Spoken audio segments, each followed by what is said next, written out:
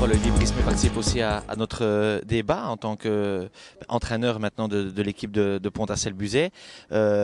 Joueur à la base de très bon niveau, puis joueur-entraîneur, puis entraîneur. Comment sont venus ces différents cheminements?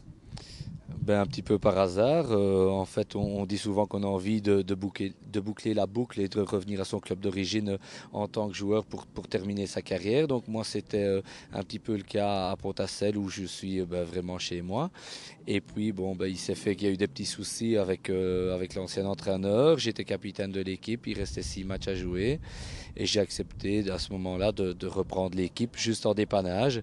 Et puis, il s'est fait que les résultats ont suivi, que moi j'ai aussi pris goût, qu'on m'a bien entouré. Et que voilà, depuis 7 ans maintenant, je suis entraîneur à Pontassel.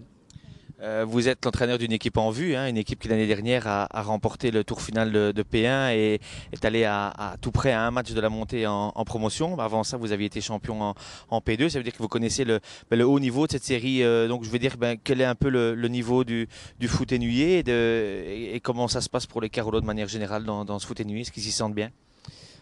Nous, en tout cas, on s'y sent très bien, ça c'est clair. Disons que l'avantage qu'on a eu, c'est d'avoir connu la P3, la P2 et la P1, de pouvoir comparer un petit peu les niveaux. Maintenant, je pense que c'est un petit peu du général.